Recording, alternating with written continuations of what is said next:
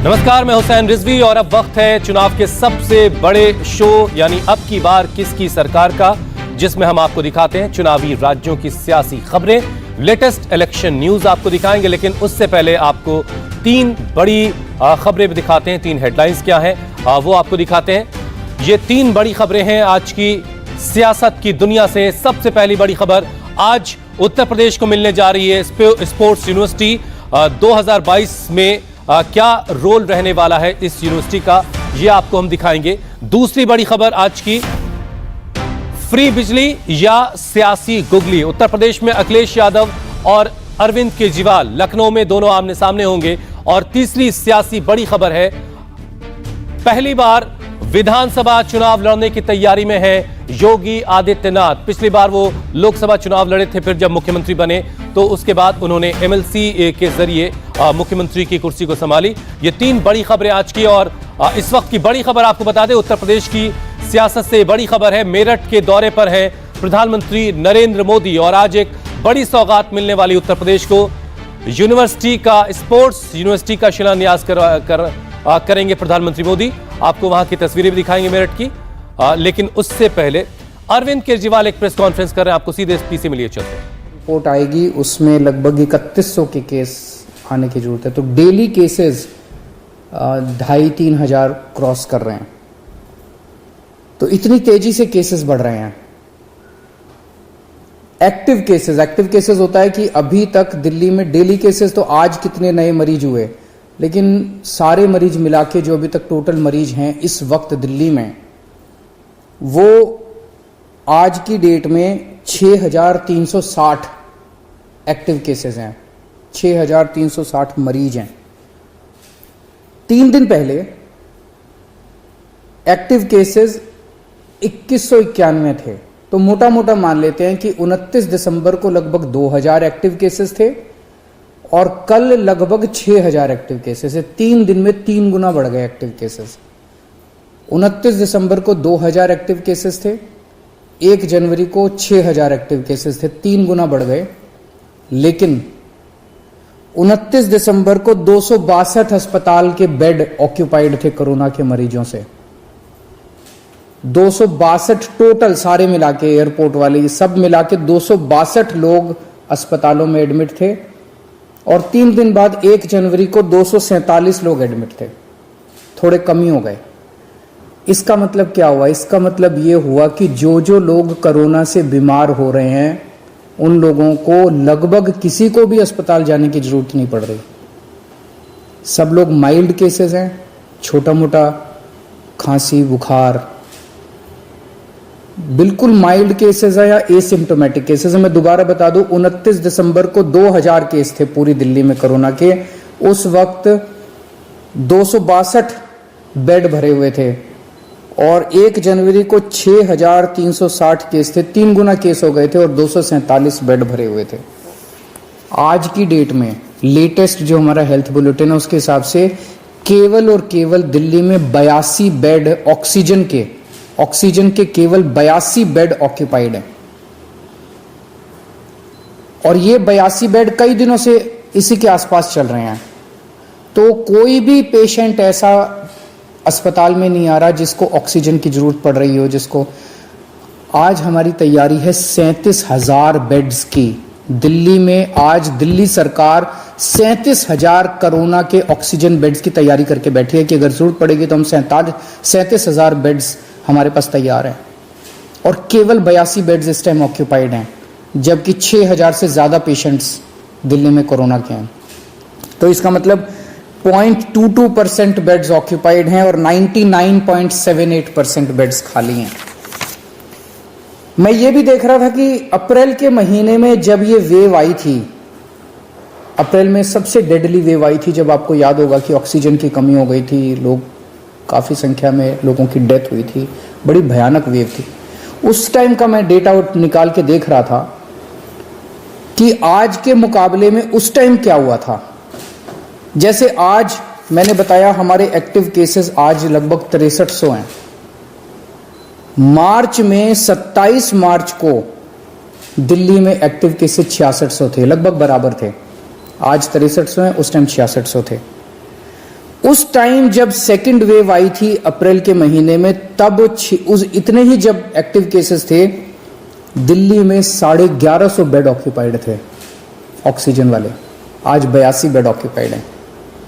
उस टाइम दिल्ली में 145 वेंटिलेटर्स इस्तेमाल हो रहे थे, 145 पेशेंट्स वेंटिलेटर पे थे।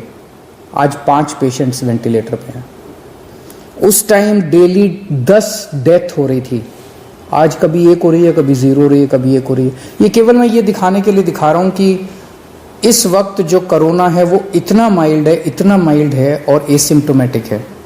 उसी तरह से मैंने देखा 1 अप्रैल 2021 को, पिछले साल जब सेकेंड वेव आई थी, डेली केसेस, आज डेली केसेस लगभग 2700, कल डेली केसेस थे, कल 2700 केस आए थे। जब 1 अप्रैल को 2700 के करीब जब केसेस आए थे डेली, उस time oxygen beds 1700 oxygen beds occupied थे दिल्ली में, 1700। आज केवल 82 बेड्स ऑक्यूपाइड है। उस टाइम 231 पेशेंट वेंटिलेटर पे थे, आज केवल 5 पेशेंट वेंटिलेटर पे हैं। डेली उस टाइम 10 लोगों की डेथ हो रही थी, आज 1 या 0 पेशेंट्स की डेथ हो रही है। ये सारी चीज़ें मैंने आपको आज इसलिए बताई कि पैनिक करने की, चिंता करने की ज़रा सी भी ज़रूरत नहीं है। मीडिया से भी मेरा निवेदन है कि बिल्कुल भी हम पैनिक ना फैलाएं, बिल्कुल भी हम लोगों को चिंतित ना करें। जिम्मेदार रहना है, मास्क पहनना है, सोशल डिस्टेंसिंग करनी है, साबुन से हाथ धोने हैं, पैनिक नहीं करना, चिंता नहीं करनी। एक तो ये कोरोना बहुत ही माइल्ड है। दूसरा, आपकी सरकार पूरी तरह से तैयार है, आपके साथ खड़ी है। नमस्कार।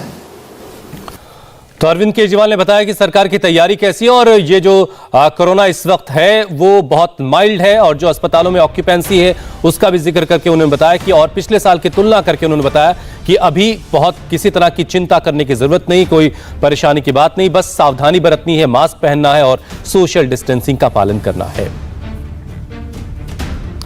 उत्तर प्रदेश की सियासत से जुड़ी बड़ी खबर है। प्रधानमंत्री मोदी इस वक्त मेरठ दौरे पर हैं। थोड़ी देर में स्पोर्ट्स यूनिवर्सिटी का वो शिलान्यास करेंगे। मेरठ में यह स्पोर्ट्स यूनिवर्सिटी मेजर ध्यानचंद के नाम पर बनने जा रही है। मेरठ पहुंचते ही प्रधानमंत्री ने सबसे पहले औघड़नाथ मंदिर में पूजा अर्चना की, भगवान का आशीर्वाद लिया। आपको बता दें कि औघड़नाथ मंदिर ही वो जगह है जहां से 1857 की क्रांति का आगाज हुआ था। इस वक्त प्रधानमंत्री संग्रहालय की तस्वीरें आप देख रहे हैं, जो म्यूजियम बना है वहां पर, उस स्वतंत्रता संग्राम सेनानियों से जुड़ी बहुत सारी चीजों को यहां पर संजो कर रखा गया है। तस्वीरों के जरिए, अलग अलग दस्तावेजों के जरिए बहुत सारी डिटेलिंग इस संग्रहालय में है, और उन चीजों को प्रधानमंत्री खुद देख रहे हैं।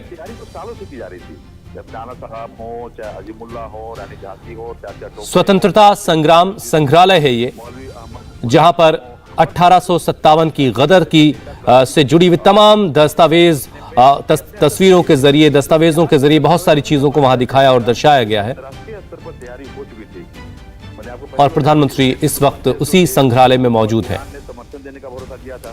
सैनिकों के विद्रोह के बाद किसान, मजदूर, काश्तकार और 1857 की गदर की शुरुआत मेरठ से हुई थी, और ये चिंगारी धीरे धीरे इतनी फैली कि अंग्रेजों को आखिरकार एक लंबी लड़ाई के बाद ही सही, लेकिन भारत छोड़ना पड़ा। गाय और भैंस का चर्बी लगाकर कारतूस चला, और मेरठ की उस क्रांति की से जुड़ी जो तमाम चीजें हैं उसको सजो कर रखा गया है इस संग्रहालय में, जिसे स्वतंत्रता संग्राम संग्रहालय कहा जाता है। और प्रधानमंत्री औघड़नाथ मंदिर में पूजा अर्चना करने के बाद यहां पहुंचे हैं। आज प्रधानमंत्री एक बड़ी सौगात देने वाले हैं। स्पोर्ट्स यूनिवर्सिटी मिलेगी उत्तर प्रदेश को। 700 करोड़ की लागत से बनकर ये स्पोर्ट्स यूनिवर्सिटी तैयार होगी। मेजर ध्यानचंद के नाम पर ये इस यूनिवर्सिटी को रखा जाएगा। दाहिनी तरफ जो तस्वीर आप देख रहे हैं वो मॉडल है स्पोर्ट्स यूनिवर्सिटी का, जिसका शिलान्यास आज प्रधानमंत्री के हाथों होगा। और बाईं तरफ औघड़नाथ मंदिर में प्रधानमंत्री, जहां उन्होंने सबसे पहले पहुंचकर पूजा अर्चना की, भगवान का आशीर्वाद लिया, फिर पहुंचे संग्रहालय, वहां पर वो स्वतंत्रता संग्राम से जुड़ी चीजों को देख रहे हैं। और जो दाहिनी तरफ तस्वीरें आप देख रहे हैं वो उस यूनिवर्सिटी की हैं जिसका शिलान्यास आज प्रधानमंत्री के हाथों से होगा। मेजर ध्यानचंद के नाम पर इस यूनिवर्सिटी का नाम मेजर ध्यानचंद स्पोर्ट्स यूनिवर्सिटी रखा जाएगा। और इंटरनेशनल स्टैंडर्ड की होगी ये यूनिवर्सिटी। तो क्रांतिकारियों की जमीन है मेरठ, जहां से गदर की शुरुआत हुई थी। वहां पहुंचे हैं आज प्रधानमंत्री मोदी और कहा यह जा रहा है कि पश्चिमी उत्तर प्रदेश नजर में है प्रधानमंत्री के, क्योंकि इससे पहले हमने देखा पूर्वांचल और मध्य लखनऊ, मध्य उत्तर प्रदेश को जो है सेंट्रल यूपी को टारगेट में रखते हुए कई सारे ऐलानात, कई सारी सौगातें उत्तर प्रदेश को दी जा चुकी हैं। और अब नजर जो है पश्चिमी उत्तर प्रदेश के इलाके पर है, जिसको लेकर के बार बार ये बात कही जा रही है कि किसानों की आंदोलन की वजह से काफी नाराजगी है। क्या जाटलैंड जो है वो एक बार फिर से बीजेपी को सपोर्ट कर रहा है, नहीं कर रहा है? ऐसे तमाम सवालों के बीच प्रधानमंत्री आज मेरठ में है और कहा यह जा रहा है कि इस इलाके में आज की इस विजिट का एक बड़ा असर हो सकता है। अब प्रधानमंत्री संग्रहालय से बाहर आ चुके हैं, स्वतंत्रता संग्राम संग्रहालय, जहां पर स्वतंत्रता सेनानियों से जुड़ी जो तमाम चीजें हैं उनको संजो कर रखा गया है। और ये उस जगह की तस्वीरें आप देख रहे हैं जहां पर आज की रैली होनी है। बड़ी तादाद में लोग भी वहां पर। तो आज प्रधानमंत्री मोदी इस वक्त मेरठ में हैं। वो यूपी की पहली स्पोर्ट्स यूनिवर्सिटी का शिलान्यास करने वाले हैं। 700 करोड़ की लागत से बनकर यह यूनिवर्सिटी तैयार होगी और इसका नाम मेजर ध्यानचंद के नाम पर रखा जाएगा। मेरठ में 1857 की क्रांति के जो शहीद हैं उनको सबसे पहले प्रधानमंत्री ने जाकर नमन किया। आज यूपी को पहली स्पोर्ट्स यूनिवर्सिटी मिलने जा रही है। 700 करोड़ की लागत से यूनिवर्सिटी बनकर तैयार होगी। 1857 की गदर में जिन्होंने अपना बलिदान दिया, जिन्होंने शहादत पाई, उनको सबसे पहले प्रधानमंत्री ने जाकर नमन किया। सरधना के पश्चिमी यूपी के बड़े पॉलिटिकल सेंटर मेरठ जो है उस इलाके का एक बड़ा पॉलिटिकल सेंटर कहा जाता है। महिला, किसान, नौजवान को साधने की तैयारी है आज की इस रैली के जरिए। और उससे पहले प्रधानमंत्री एक बड़ी सौगात भी देंगे। आज का जो कार्यक्रम है वो मिनट टू मिनट अब आपके सामने है। सबसे पहले शहीद स्मारक पहुंचे, औघड़नाथ मंदिर में जाकर के पूजा अर्चना कर चुके हैं प्रधानमंत्री। खिलाड़ियों से भी बातचीत होगी, स्पोर्ट्स यूनिवर्सिटी का शिलान्यास, फिर रैली का संबोधन। यह है कुल कार्यक्रम आज का प्रधानमंत्री का। और मेरठ में आज के कार्यक्रम के जरिए पूरी जो नजर है वो पूरे पश्चिमी उत्तर प्रदेश पर है। मेजर ध्यानचंद स्पोर्ट्स यूनिवर्सिटी जो होगी उससे जुड़ी ये खास बातें इस वक्त आपके सामने है। क्या क्या होगा, अलग अलग खेलों के लिए ग्राउंड्स उसमें होंगे और सब इंटरनेशनल स्टैंडर्ड्स के होंगे। बास्केटबॉल, वॉलीबॉल, हैंडबॉल, कबड्डी का ग्राउंड, ये सारी चीजें होंगी। इंडोर आउटडोर स्टेडियम होंगे। ये सारी सुविधाएं इस स्पोर्ट्स यूनिवर्सिटी में मौजूद होंगी। गौनिका अरोड़ा इस वक्त हमारे साथ जुड़ चुकी हैं। गौनिका, मेरा ख्याल आप उस ग्राउंड में है जहां पर आज की रैली होनी है। कैसी तैयारियां दिख रही हैं आपको? बिल्कुल हुसैन, तैयारियां लगभग पूरी हो चुकी हैं और अब से कहें तो कुछ देर बाद प्रधानमंत्री नरेंद्र मोदी यहां पर रैली स्थल पर पहुंचेंगे। और ये रैली स्थल वही जगह है जहां पर मेजर ध्यानचंद स्पोर्ट्स यूनिवर्सिटी बनेगी। उत्तर प्रदेश के लिए एक बड़ी सौगात, वेस्टर्न यूपी के लिए एक बड़ी सौगात है कि एक स्पोर्ट्स यूनिवर्सिटी यहां पर बनने जा रही है। क्योंकि कई ऐसे प्लेयर्स हैं जो कि खासतौर पर वेस्टर्न यूपी से आते हैं, जिन्हें कि एक ऐसा प्लेटफॉर्म नहीं मिल पा रहा था कि वो अपने जो खेल है जिसमें वो स्पेशलाइज हैं उसे अंतर्राष्ट्रीय स्तर पर रिप्रेजेंट कर पाए। ऐसी कोचिंग कई लोगों को नहीं मिल पा रही थी, लेकिन अब जो यूनिवर्सिटी यहाँ पर बनने जा रही है, सब पूरे तरीके से यहाँ पर प्रोफेशनल ट्रेनिंग होगी। इसके अलावा कोचेज उन्हें प्रोवाइड किए जाएंगे। साथ ही साथ ऐसे हाई टेक्नोलॉजी के जो स्पोर्ट्स स्टेडियम है वो यहाँ पर होंगे, इंडोर आउटडोर स्टेडियम्स होंगे। और यहाँ के इस यूनिवर्सिटी की सबसे खास बात रहेगी कि लड़कियों और लड़कों का जो प्रोपोर्शन है वो इक्वल रहेगा। यानी कि अगर कहे तो 550 के करीब मेल स्पोर्ट्स प्लेयर होंगे तो 550 के करीब फीमेल स्पोर्ट्स प्लेयर भी होंगे। और जाहिर तौर पर एक बड़ी सौगात वेस्टर्न यूपी के लिए और यूपी के लोगों के लिए है, क्योंकि ये सिर्फ मेरठ के लोगों के लिए नहीं बल्कि आसपास के तमाम जिले जो मेरठ से लिंक्ड हैं उनके लिए फायदेमंद साबित होगी। क्योंकि अब जो तमाम यहाँ के स्पोर्ट्स प्लेयर्स हैं उन्हें यहाँ से दिल्ली या फिर किसी बड़े शहर में नहीं जाना होगा, बल्कि उन्हें यहाँ पर अपने ही जिले में वो सुविधा मिलेगी। कई ऐसे युवतियां भी इस वक्त यहाँ पर हैं, उनसे बात करते हैं। कितने आप लोग उत्साहित हैं आज के कार्यक्रम को लेकर, और खास तौर पर ये जो यूनिवर्सिटी बन रही है उससे लेकर कितना बड़ा मौका आप लोग इसे मानते हैं? बहुत बड़ा मौका है हमारे लिए। हमारे आसपास के क्षेत्र के जितने भी युवा हैं सबका भविष्य बनेगा इससे। हमें बहुत खुशी है इस चीज़ के लिए कि हमें इतनी बड़ी सौगात से नवाजा जा रहा है। अच्छा, कई ऐसे आपके भी जानने वाले में होंगे जो स्पोर्ट्स में परस्यू करना चाहते हैं, अच्छे प्लेयर्स हैं, लेकिन उन्हें यहाँ से दिल्ली या फिर किसी बड़े शहर जाना पड़ता था, लेकिन अब यहाँ मौका मिल रहा है, तो इसे आप कितना बड़ा मौका मानती हैं कि अंतर्राष्ट्रीय स्तर पर भी वो प्लेयर्स अब रिप्रेजेंट कर पाएंगे? हमें इस चीज़ की बहुत खुशी है। हमारे गांव में यूनिवर्सिटी बनने जा रही है। योगी मोदी जी हमारे लिए, हमारे भविष्य के लिए उन्होंने सोचा, उनका बहुत बहुत धन्यवाद। तो बिल्कुल, यहाँ पर कुछ महिलाएं भी हमसे बात करते हैं। आंटी जी, क्या मानती हैं आज के दौरे को लेकर प्रधानमंत्री के? कितने खुश हैं आप लोग कि प्रधानमंत्री आज? बहुत खुशी है जी हमें। हम सुबह से 4 बजे से बैठे हैं, हमें बहुत खुशी है। खुश हैं आप लोग? सर, आप लोग कितना अच्छा, बड़ा गौनिका, मौका मानते इस हैं पूरे प्रधानमंत्री इलाके का में यहाँ आना और इस यूनिवर्सिटी का यहाँ आज उद्घाटन? मैम बहुत अच्छा है हमारे यहाँ के मेरठ के लिए कि यहाँ पर हमारे मुख्यमंत्री और प्रधानमंत्री आ रहे हैं और उद्घाटन करेंगे यूनिवर्सिटी का यहाँ पर। और ये 2022 के लिए हुंकार है हमारे वेस्टर्न यूपी की।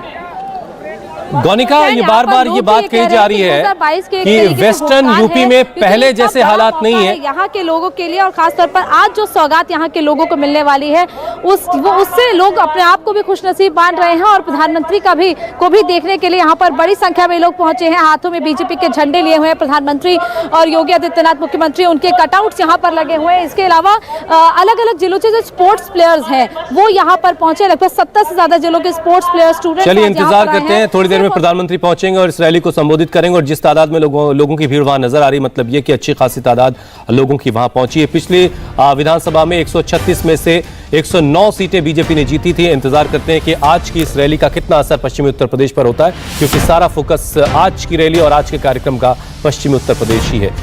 प्रधानमंत्री मोदी के मेरठ दौरे से जुड़ी बड़ी खबर है। सड़क के रास्ते से पीएम मोदी दिल्ली से मेरठ तक गए। एक्सप्रेसवे से दिल्ली से मेरठ गए हैं प्रधानमंत्री मोदी। पहले खबर यह थी कि हवाई रास्ते से वो मेरठ पहुंचेंगे, हेलीपैड पर वहां उतरेंगे, लेकिन अब खबर आ रही कि सड़क के मार्ग से पीएम मोदी दिल्ली से मेरठ तक गए हैं।